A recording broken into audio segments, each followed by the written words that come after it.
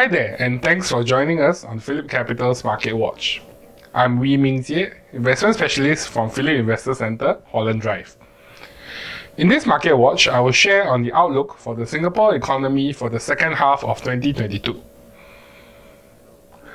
In late May, the Ministry of Trade and Industry, MTI, announced in a press release that they will maintain their 2022 full-year GDP growth forecast at a range of 3 to 5%, expecting growth to be in the lower half of the range. In the first quarter of 2022, the Singapore economy expanded by 3.7% on a year-on-year basis, which is a drop from the 6.1% increase recorded in the previous quarter.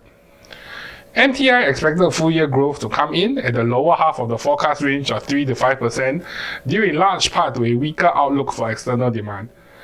This weakening demand is due to a worsened external economic environment, due to the Russia-Ukraine conflict, which has caused supply disruptions of essential commodities and the resultant inflationary pressures on many countries across the world. The strict measures that China has implemented as part of their zero-COVID policy have also contributed to global supply disruptions, which has led to production constraints which will hamper GDP growth. The MTI report has identified some key factors that has negatively affected the external demand outlook for Singapore's export-oriented economy. Firstly, the ongoing conflict between Russia and Ukraine has caused commodity prices to surge, resulting in the rapid rise of inflation rates in many countries across the world. The persisting conflict has also caused a lot of uncertainty in firms and investors, which dampens growth prospects.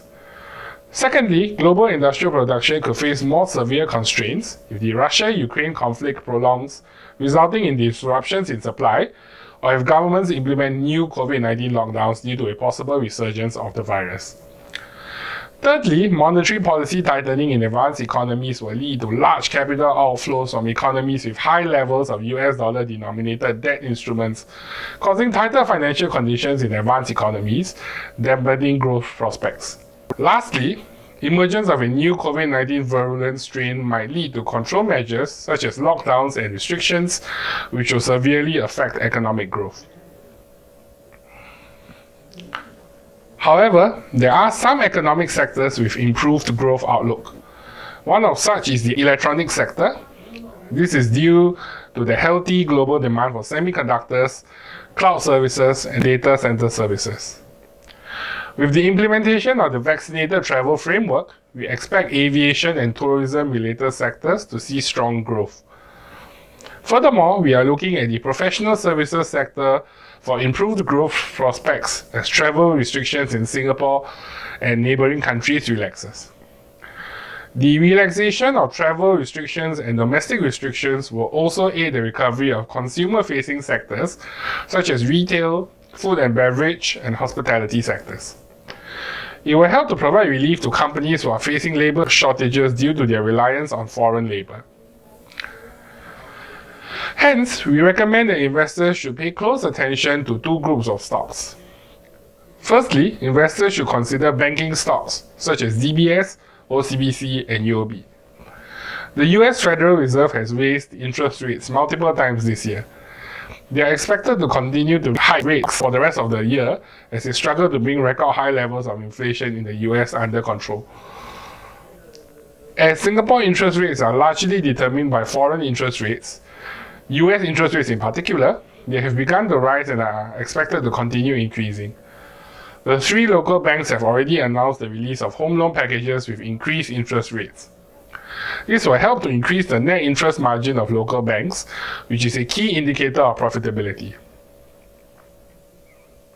The next group of stocks that we think investors should watch closely are travel-related stocks. These are stocks of companies that are directly involved in or closely related to the tourism industry, such as hospitality REITs, retail REITs, and Singapore Airlines. They include counters such as SIA, Fraser's Hospitality Trust, and CapitaLand Mall Trust. We expect these stocks to benefit from the implementation of the vaccinated travel framework and the relaxation of COVID-19 restrictions in Singapore. That's all for PhillipCapital's Market Watch. Do remember to like and follow us on social media and subscribe to us on YouTube. Leave your comments. Thanks for joining us and see you soon.